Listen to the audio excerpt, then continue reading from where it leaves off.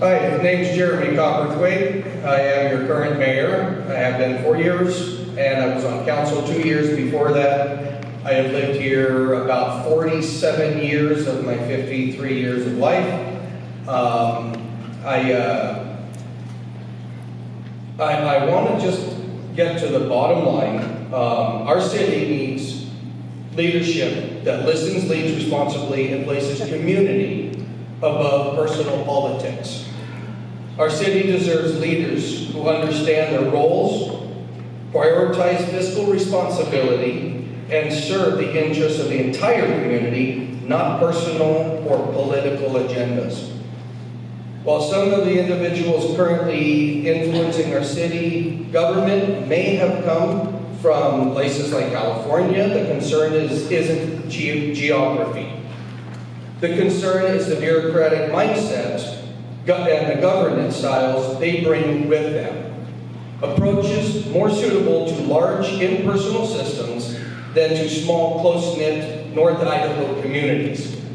We value independence, practical problem solving, and limited government. We cannot afford to import political habits that emphasize red tape, litigations, and top-down control, especially from leaders who may not fully understand or respect the North Idaho way of life.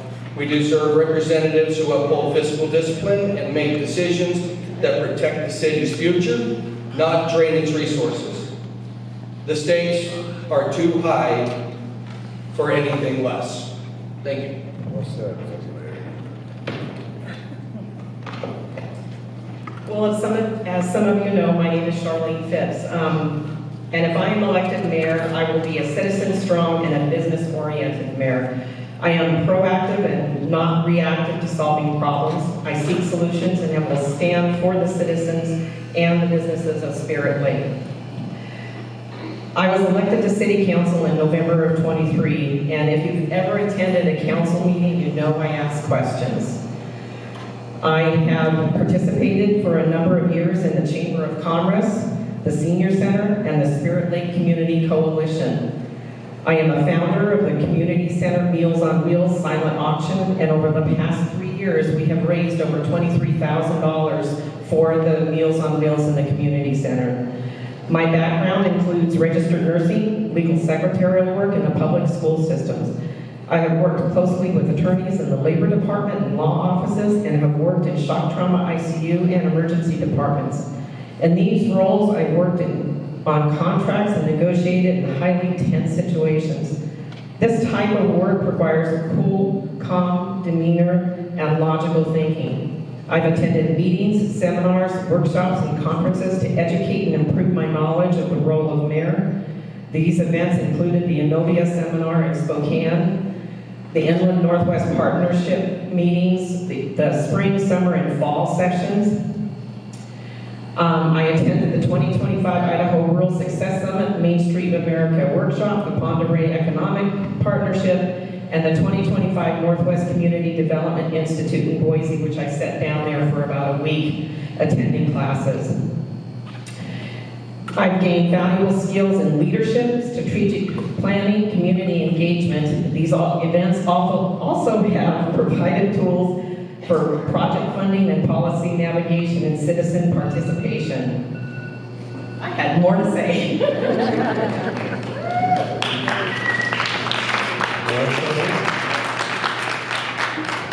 Well, I don't come with such a pedigree, but I was born in Wallace, Idaho. I've lived in this town for 7 years.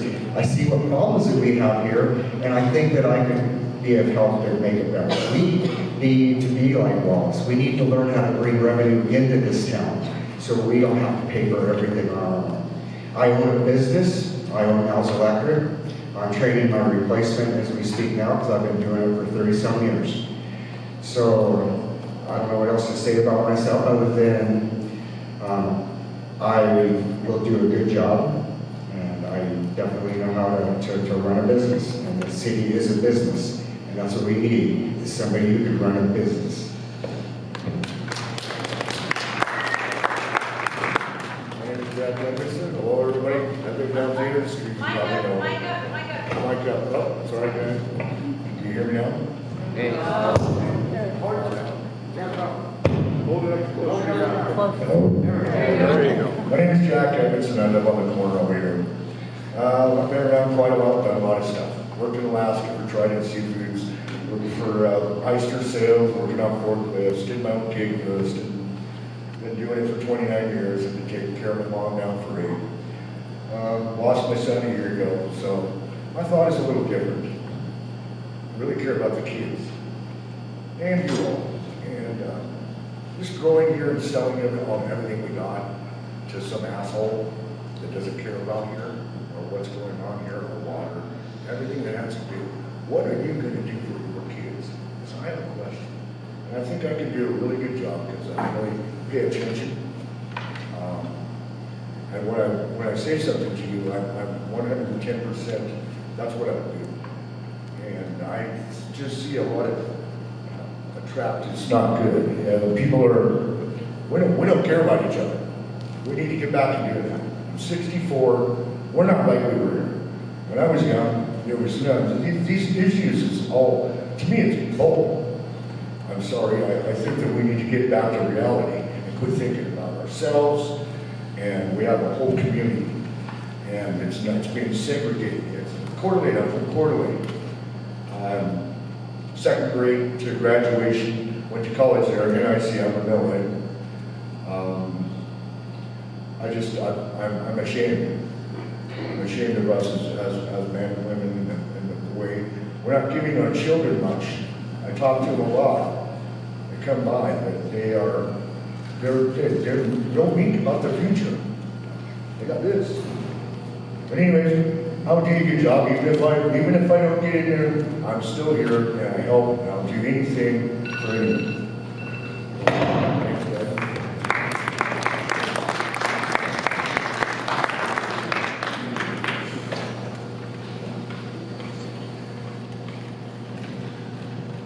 How can you make it easier for residents to track projects, city projects, budgets, and decisions? Several members of our community have been concerned because of the fact that it's difficult to communicate, they feel, with our city offices and with all of you. Let's hear it. I'm not 100% sure how to make things easier for every 2,500 people to know what is going on. We have multiple locations where everything is posted. We have on City Hall. City Hall is open 5 days a week, 8 hours a day. There are at least 3 ladies in there, the clerks in there that work all day, every day. My card, as well as theirs, sit on the front counter. My phone number is on it. I have a 24-hour day, 7-day-a-week phone. Does not ring. Nobody's come into the office. Nobody's expressed. There's 3-4 people that have come in over the 4 years I've been here. If there's concern, it needs to be brought to the city. The city is there to hear. The city is there to work with you. The city also has rules, laws. We don't live in a democracy. We live in a constitutional republic. We are governed by rule and law. We follow those guidelines and do what we have to do to support the city.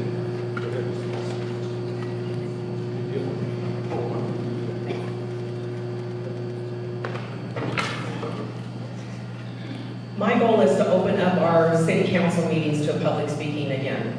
We need a public comment period where individuals can attend the council meetings and speak directly to the council and the mayor. I want a more open door policy so I am retired. I will be able to devote myself to this position and be there for the residents. I plan on composing a business consortium that will allow the business owners to get together and tell us what the city is doing wrong to the detriment of their business.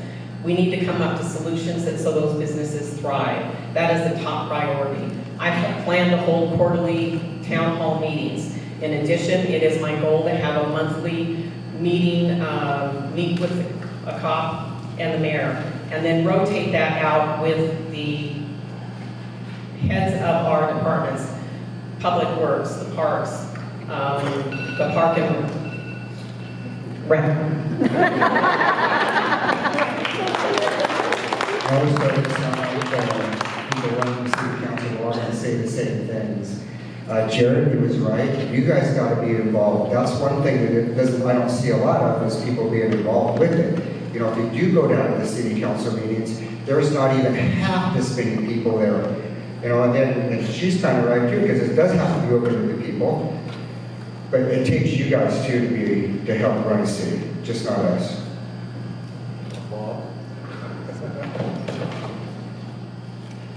I've been to one of your meetings. It was like a ball. Anyways, if we don't settle down and get along, we'll try to work a lot better.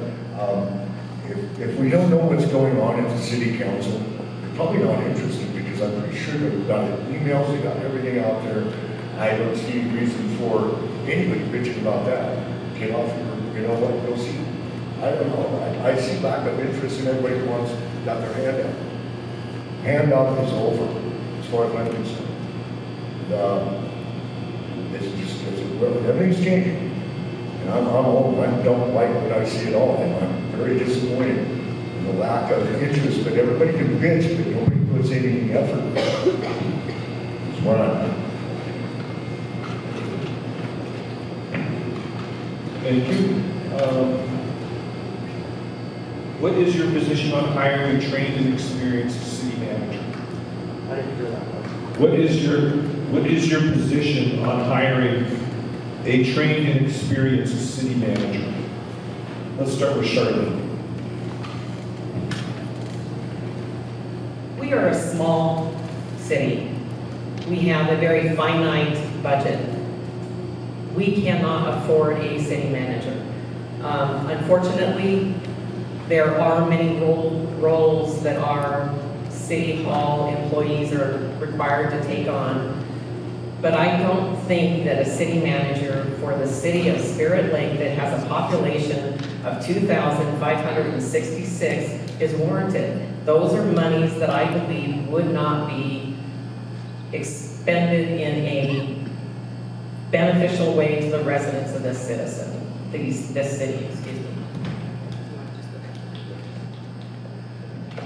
Okay, I don't think that we need a city manager because when you guys elect a mayor, we're a strong mayor count. And the mayor is supposed to be the city manager. And what he does is he puts people in charge that run their departments, and then together with the mayor, they run the city. We don't need to spend another $100,000 paying for a city manager. That's how I feel about it. I say no also. I kind of have difficulty with the mayor in control. I don't know what you guys all think about it, but it seems to me that they all ought to be in control. I don't understand what mayor in control is. Did somebody explain that to me? That's what this is, right? It's called mayor in control.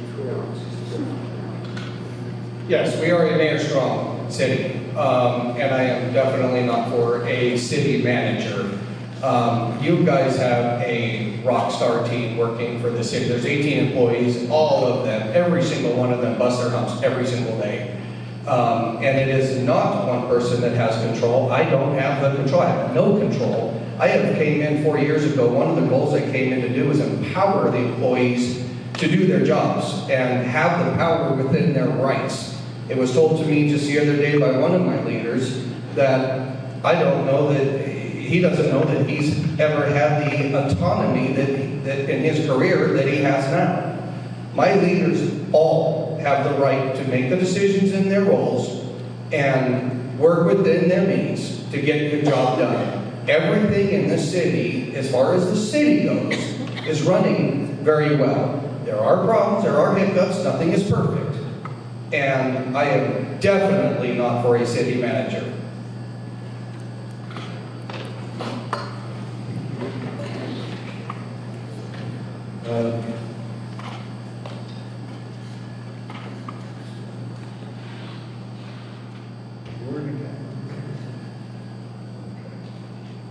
Do you believe do you believe our community should do away with our police department? Let's start over here with Jack. Sure. No. No. I do not believe that we should do away with our police department. Our officers have to have a vested interest in our community. They have to get to know who lives here, who works here, and who plays here. The only way that you can do that is if you have a dedicated department that is here day in, day out, does the hard work, and supports the citizens of this area.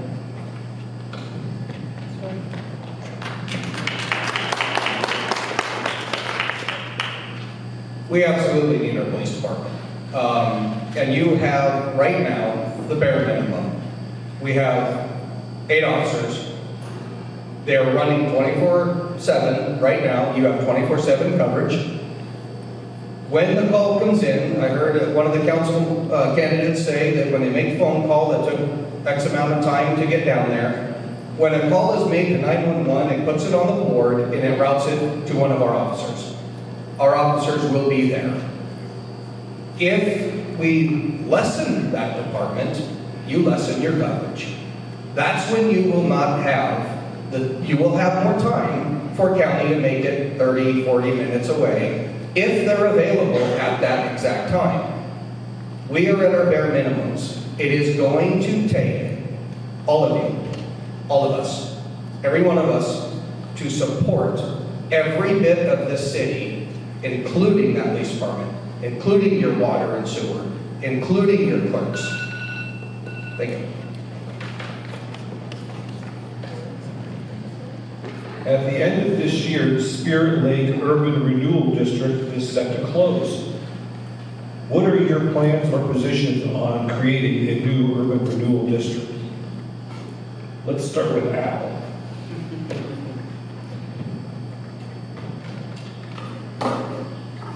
Actually, I forgot what urban renewal is, what it is. I mean, we need to fix our town. We need to have businesses come in here. That's what we need to have development. Not big development, just reasonable development that's going to benefit our city. That's all. I think we're going to run pretty well with it around here. Everybody takes care of their stuff. The water's a little expensive this year. We're all good with that. I think we could do something like that with the boat launch. They had somebody down there last year, that little building. Just saying, if people seem to like it. I mean, it was kind of nice to have down there. The kids working there, I don't know who they were, I don't know what, but it was nice to have them down there because they kind of helped out. If we all got together and helped out a lot more, I don't know. It's hard to tell whether people are here to tear the place up or what it is. Well, you know, it is what it is, but I don't see anything other than coming to this town and seeing smiling faces is better than pissed off people. We got to be happy with each other. Waving and shaking hands and taking it away, that's a big deal to me. We don't do it anymore since COVID. And if we brought back shoes, try it tomorrow. Wave at somebody and see how long it takes them to wave at you if they look at you. This is what the big problem is. It's in every town, everywhere. We need to have it as a community and be happy. And if we're not happy, then we need to make it happy somehow. That's what I'm.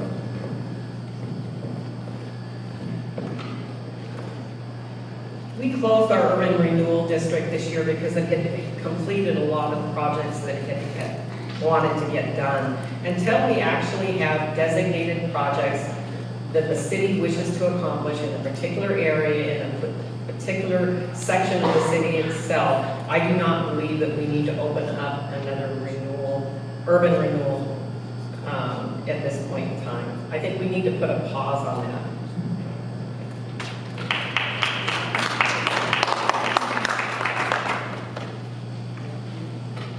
I will go both ways on that. I do not believe we need an urban renewal district right away. There is benefit to having an urban renewal district. When the urban renewal district charter is geared for bringing in the things that we want, the businesses we want, and giving that break to those people coming in, it works. that tax base, when you don't have a district, will go back into assisting the city with the funds they need as well, that will offset some of the shortfalls that are happening right now. So I would go both ways. My stand on that is take a break, give it a year or two. If we want to develop a new district, we discuss it then.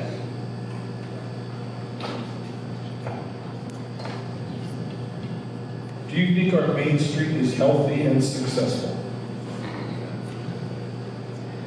Do you think our main street is healthy and successful? Stand up, okay, stand up. No, I don't. Did you hear that question, everybody? No. Yeah. Okay, thank you. Personally, no, I don't. I don't know many people that are happy with the little park's nice. One side of the street's great, the other side's not. That's all I have to say. Actually, it's kind of sad, you know, when you walk downtown, because you walk out, like he said, you walk out one side and it's good, and you walk out the other side and it's kind of bad. I think that the people that own those businesses on the not so good side, I think that they should be responsible to help those businesses look better. And it's not a healthy, I mean, look how long the hardware store was there. Now we're going to lose our hardware store. And that is really sad in my eyes. But not only, we need more businesses to bring people downtown, to bring them there, because there's no reason to go there. You know, that's the problem. There's no reason to go to Sterling. That's why we spend all of our money in Coeur d'Alene, in Apple, even Apple, and Raffle. So it is not healthy. We need to change it. We just got to come together and figure out how to do it. So thank you.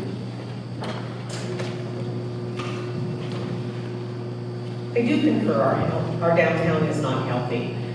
Part of my goal when I was going to these seminars and these meetings was to find resources, network, education that would help me to improve our downtown. One of those programs was Main Street America. Coeur d'Alene is involved in Main Street America. It deals with providing resources, investment, banks that invest in your downtown area to improve the environment. We were very fortunate, the Spirit Lake Community Coalition and I met Jenny Hemley from Boise, Idaho, who is a representative for Idaho's Main Street America. And she came in and walked our downtown, gave us some ideas, told us what we needed to do to improve that environment. Things as simple as dressing up the buildings to ensure that they have a great appearance. That invites people to the downtown. You improve an appearance of an environment, then you improve the attendees and the visitors, and they pay in turn your tax dollars. So we have a goal.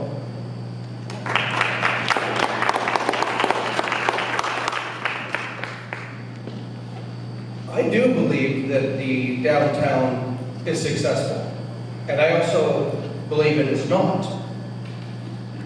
There are very successful businesses in downtown, and there are businesses that have come and gone in the same buildings. Hardware store was mentioned. Hardware store was hurting when Ace came in, when Dave Esterly owned it. The chance was taken. City is not responsible for that. And for the city to be responsible for your private property, the main street is your property. I see buildings going on. I see builders putting new buildings in and upgrading, and it is coming up. But they're taking the initiative to take care of their properties. I believe if you put it on the government, you're just asking for a larger government. That's my stand.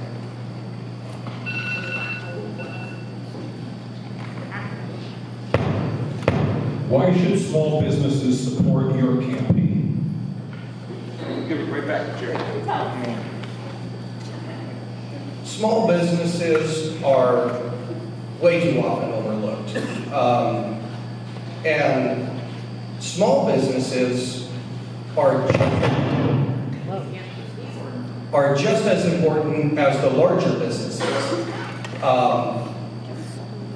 I think we need to do a better job collectively to get those small businesses advertised.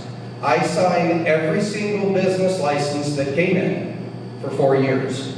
There are businesses there I never knew existed. I'm still learning some of these little small businesses that are run out of your homes. And I do believe that collectively we need to do a better job to get the word out that you're here. Thank you.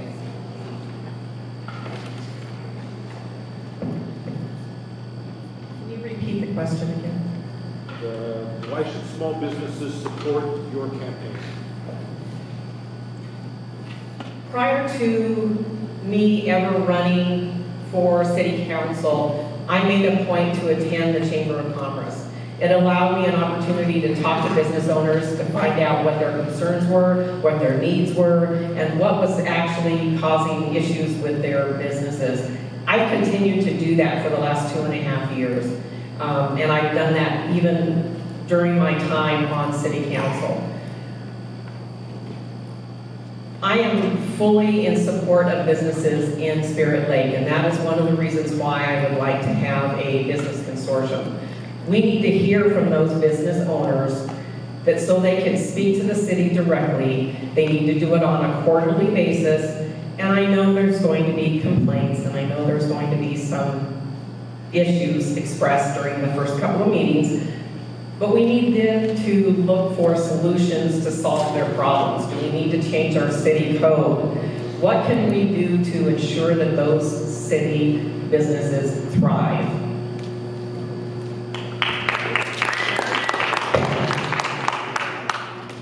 Okay, so I want to do something a little bit different for the homeowner, for the business owners, because in 21 states, they have petitioned their state in order to get a voice. Most of our people that own the business, they don't live in town, so they have no voice. They don't get a vote for anything. I plan on petitioning our state to give these owners of these businesses that don't live in this town a right to vote. But I also do in the Chamber of Commerce. I think the Chamber of Commerce could probably do a little bit more on to help the businesses. And hopefully we can all just work together on that, and no matter who wins.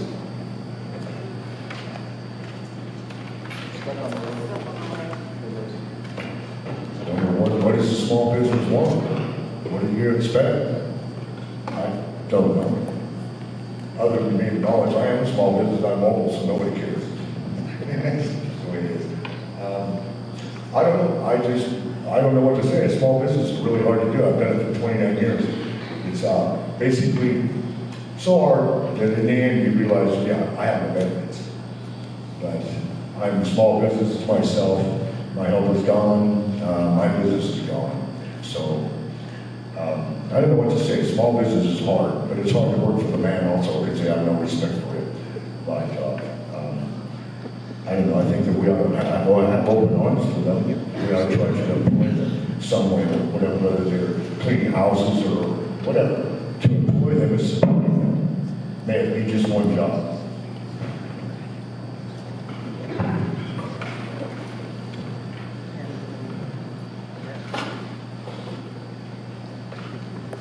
Stand up. People are concerned about lake access and preservation of the natural ecosystem of the mill pond. We do not want to see building across the lake from the park. There is very little lake access for residents of Spirit Lake.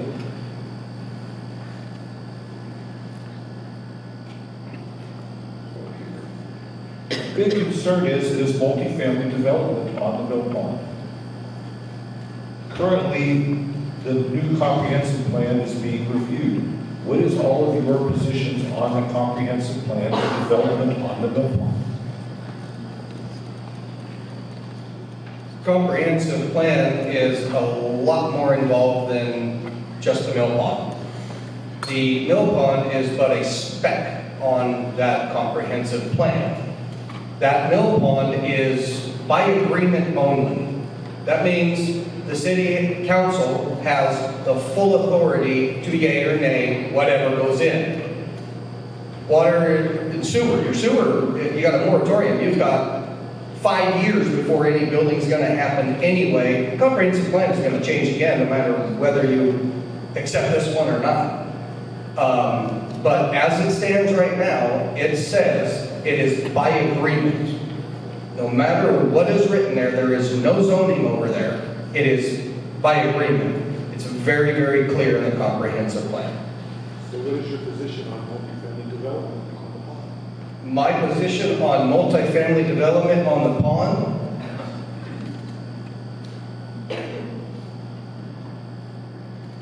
I think that property owner has the right to build what he wants to build according to the ordinances and laws set forth by the council. They are the ones that make the ordinances. There's your guidelines.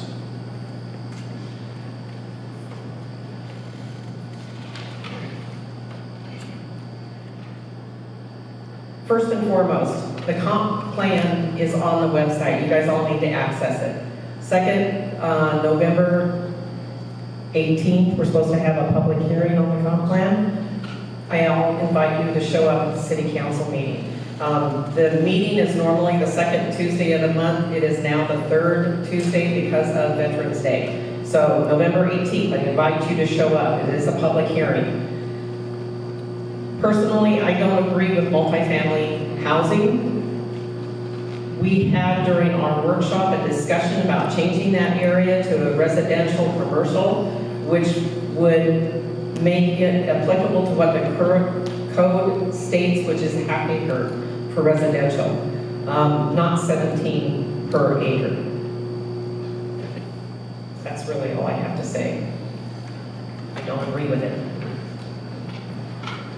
Okay, so the plan itself, like he said, is the mill pond is a very small speck of what's going to go on there. I personally I like the mill pond.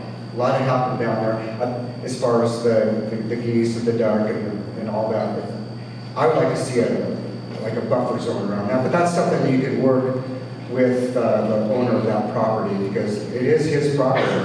And if he would agree to it, you think he would, we all can make deals. And then, like he said, it has to be agreed on by the city council. So nothing's set in stone on that plan. So I don't even, sometimes I wonder why it's even a part of it today. Did you vote in favor of it or not? I would probably, on the mill pond, housing on the mill pond, no, I wouldn't vote for that. Why you gonna ask? No. Why? We've got animals that live over there. We don't care about the animals anymore, right? Anyways, I would just stop it because if the city council has the last word, do you have the last word? No. Please don't let them do it.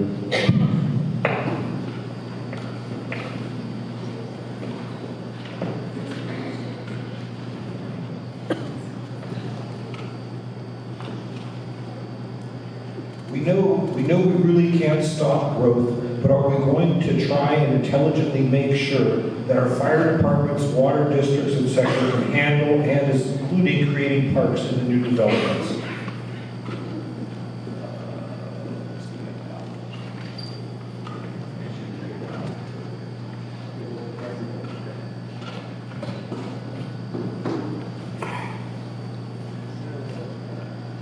My wife calls it selective hearing, but it's not.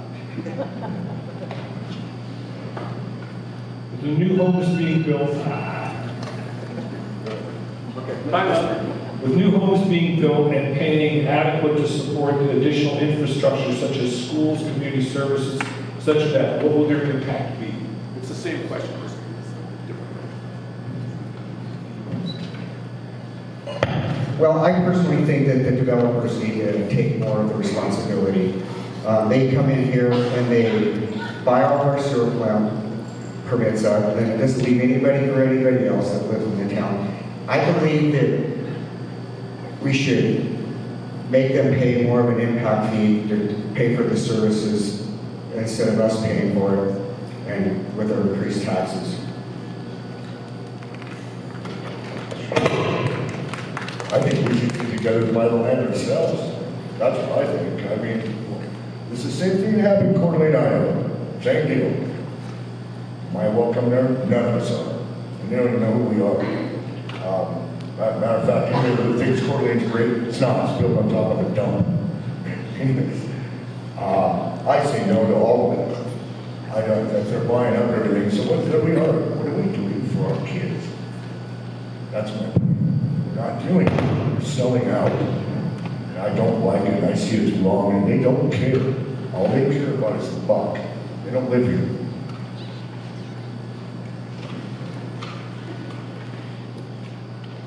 Well, I will have to concur with Mr. Chesky. I think developers need to be more responsible for the impact on our parks, our fire department, and our infrastructure. That being said, we have been looking at as a city council in whole to increase the impact fees. And in fact, on November 18th, we will also have a public hearing relating to our public fees. Those will increase, it'll put more of the burden on the builder versus our citizens.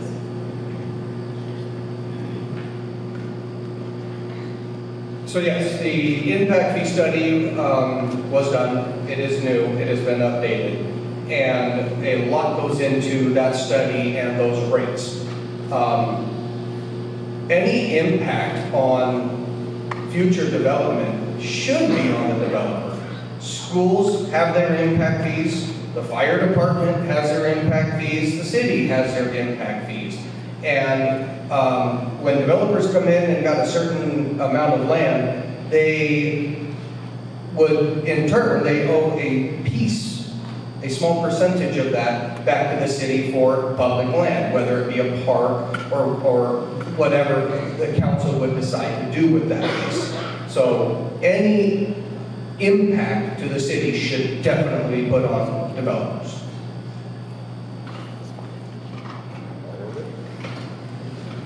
To allocate funding appropriately, it is important that you have a working knowledge of various city departments. What knowledge or experience do you have with the streets, sewers, parks, cemetery, police, and other city functions? Let's start with Shirley.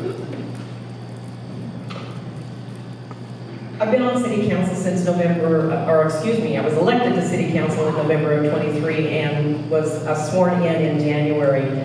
I have worked with the different departments in that capacity.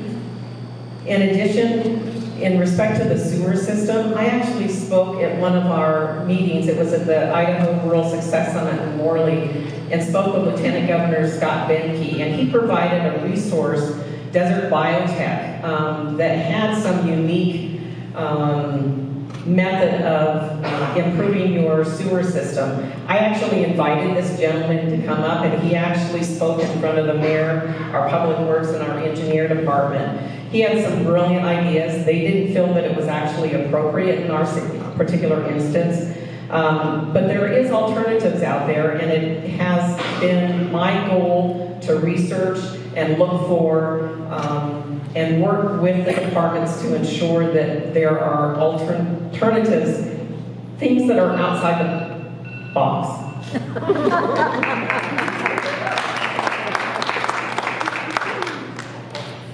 Okay, so you know, I'm an electrician. I spent 7 years building sewer plants and water systems. So I'm pretty familiar with the water systems and the sewer plants. I've been in most of the sewer plants around in this area, Coeur d'Alene, Post Falls. I've worked in most of them doing rework and new plants. So I think I could speak on that. I work for CNR Plumbing. I put the power and water and sewer to Gondola. I did the golf course. I worked for CNR Plumbing for 8 years. I'm a millwright. And I mean, just about much by me that I don't understand. So I think I'm well equipped for what it is. If I don't know, I will find out. And that's a big deal. Don't run into things you can't do without finding out. Anyway, I don't see that as a huge problem.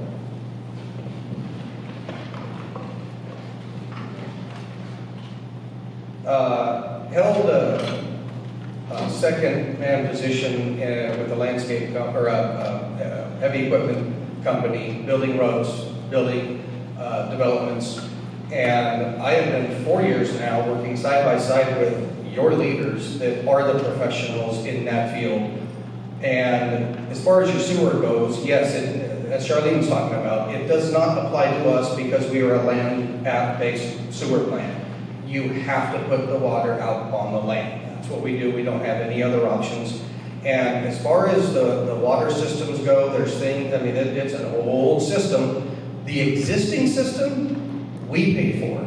The new systems going in, the developers put in. So our monthly bill goes to keep up what you already are using. I am not gone to law school, so I do not know the ins and outs of our law enforcement, but I am definitely working side by side with the professionals that is. Your chief. What issue do you see as the most important regarding the future of Spirit Lake?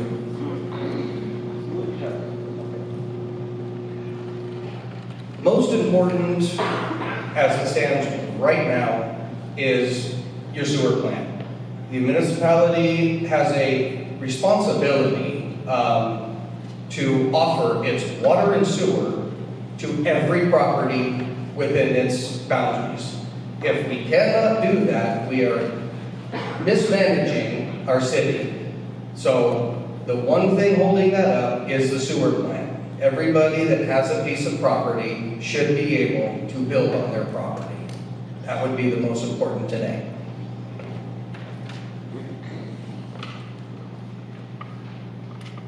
I concur. I believe that our wastewater is a very big part of the success of the city. Thinking outside the box. I belong to the Spirit Lake Community Coalition, and a gentleman and I were speaking, and he made the comment about having outside resources to look at the viability of changing or upgrading our system. And he had the brilliant idea to contact the University of Washington and the University of Idaho to say, hey students, what can we do to upgrade our system? We're a landlocked or pond-based. What can we do? And he is waiting to hear back from the university to see if that might be something that educationally wise, they can look at a new method. But we need to start looking out of the box on different things. I also think our downtown is a big issue. Our businesses in the community are a big issue because there are taxpayers. Okay, I think our biggest problem that we have is nobody works together. The city blames the city council, and the city council blames the mayor, the city. If I'm elected, I want to bring everybody together and work together to benefit everybody. And just forget about our personal agendas. That's the most important thing I think the city needs. I have no idea about this. On a boat, they burn it. Anyways, sewer problem, I don't know too much about it. I just know about sewer systems, and to make it bigger, they're going to make you change it. I mean, I'm pretty sure of that. They're going to make you change it, and if you have existed, they're going to make it just gets bigger. So I don't know what you guys are doing with the solids. I'd like to see what you guys got. I'd like to see it myself.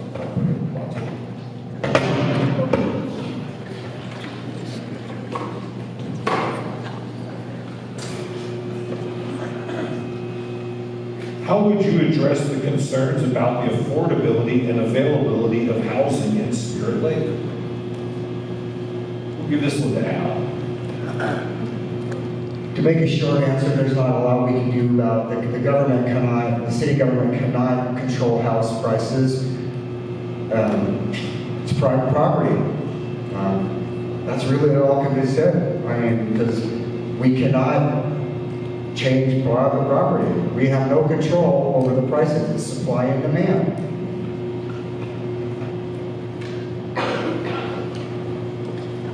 I don't know why we're all worried about it if we got water or sewer problems.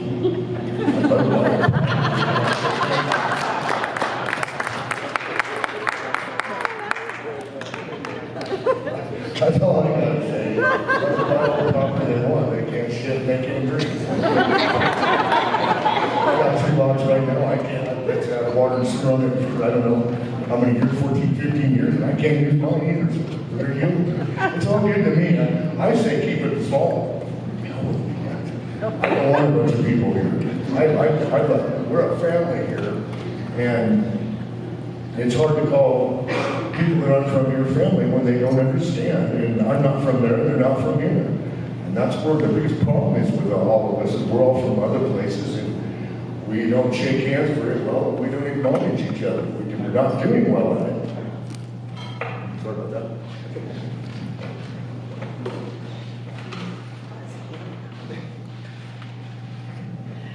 I agree with Mr. Teskey. It is a supply and demand issue.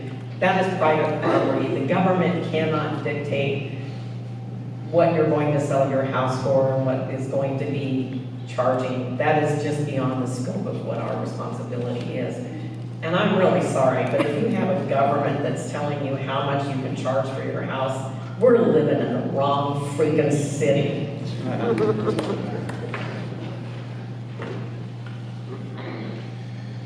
It's not a Spirit Lake problem, it's a nation problem. And I believe we need to build to our needs individually. I see couples in 6,000 square foot houses.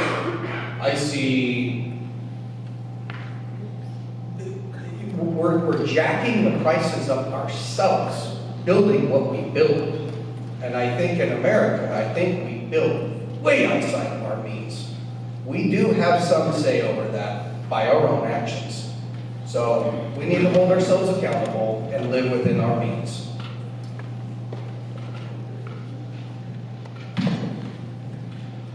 How important is it to you to maintain the historic buildings in our community, including the Wool and Brown building? This one to Jack. I say save the old buildings, do what it takes to save them. I'm kind of worried about that park down there. When we all drive by, where they used to, I guess it used to be a park a long time ago. Who owns that, by the way? I'm concerned, there's other things that we need to get like that piece of property down there that says no trespassing. Is that owned by the city? I'm just curious. I don't know what you're talking about. I'm not sure.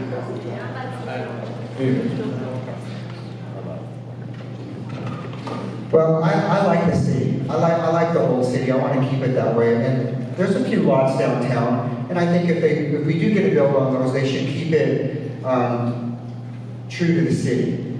You know, they can have a new building on the inside and put a storefront so it kind of looks like it belongs there. I think we should keep that, and then maybe do other developments, more modern, something else, to keep downtown looking like downtown.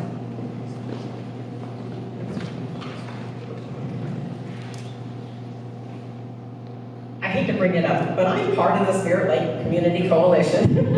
And in that role, we have a program that's called Heart and Soul, and it is a community-driven volunteer program to improve your city. And part of that role is we have coaches, and those coaches come from Inovia over in Spokane.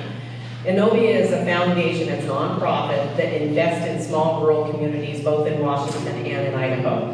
I had the fortunate opportunity to speak with Josh about the Wool and Brown building, and he thought it would be a great investment to renovate that, use it as a community center, maybe a after-school youth program, and a room dedicated to our senior centers for card games and table games. And we've been discussing this in our group of what the options of what we could do. And he had indicated to me that there are numerous grants through their foundation and their funds that they manage that deal with renovating those buildings and that old-time building so you maintain your historical aspect.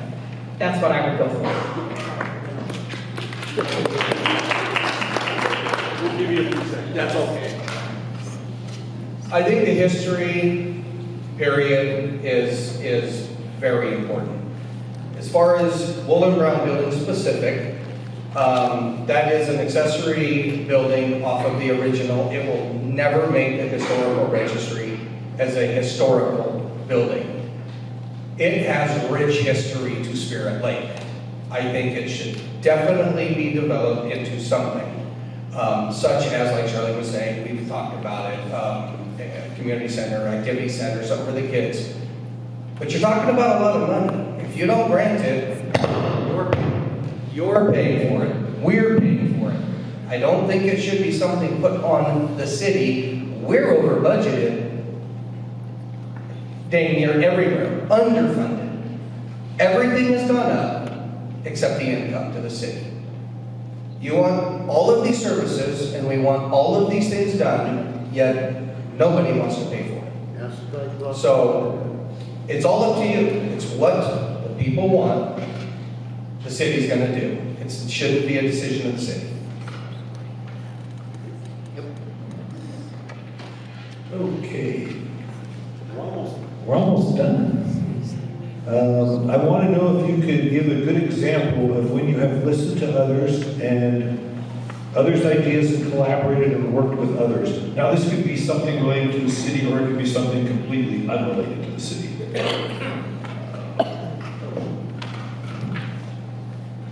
In 2023, long before I ran for city council, I had heard that the Meals on Wheels was having financial difficulty. The first event that I put on, I did it in 3 weeks period of time, and we raised $1,500, I believe. I was listening to the seniors that were in that center that said that there was a good possibility that they would have to shut down early because they didn't have the funds to continue on throughout the year. We didn't make enough for them to continue through December, but we did give them a couple of more weeks so they could still function. Meals on Wheels provides meals to Blanchard, Spirit Lake, Athol, Farragut, to homebound individuals. And this event is directly benefiting those individuals so we can service and provide meals to the homebound.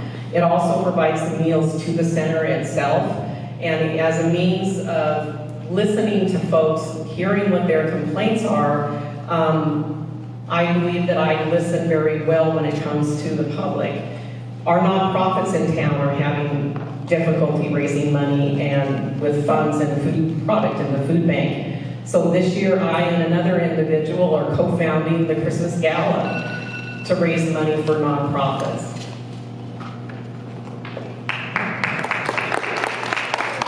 I personally don't know even how to answer that question because collaborate, I work with people all the time to get my job done. I work with contractors and stuff like so. We collaborate to have an end result, but other than that, I don't know what else to say about that question. Simply get the money from the guy across the way.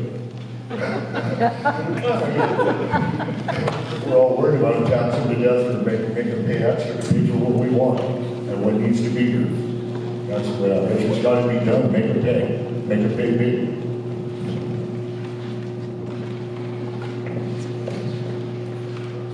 I'll take my 1 minute and say 4 years ago, the first year I was in office, I brought back town hall meetings. I had council meetings open for the public to speak. Not one person showed up to talk about city business. They brought me my city staff. That's why they were shut down. I have also had a 3-minute time limit set for when public hearings happen, and I've listened to people, and I've never once stopped that timer at 3 minutes. I have let people continue to say what they have to say, even when they're beating me up personally, has nothing to do with city business. I listen, and I listen intently. There's a job to be done. That's what we need to do.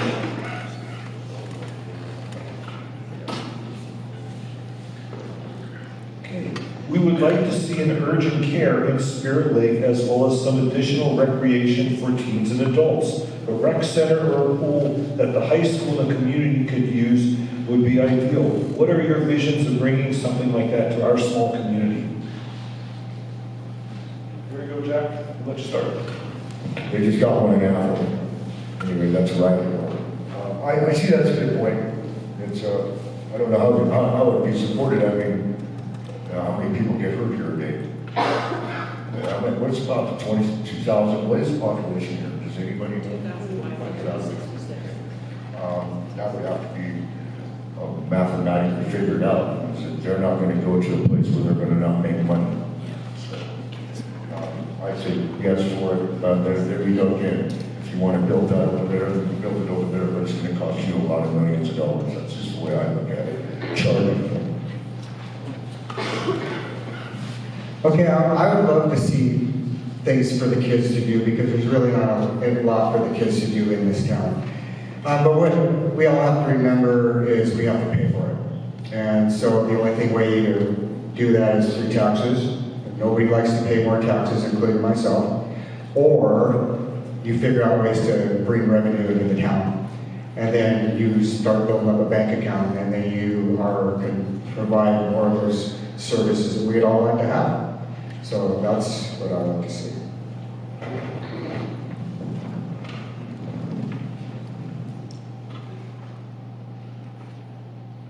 The school is in the midst of developing or building a rec center on school grounds right now. They are still raising money to get that done. That will provide resources for our children to have activities during the winter time.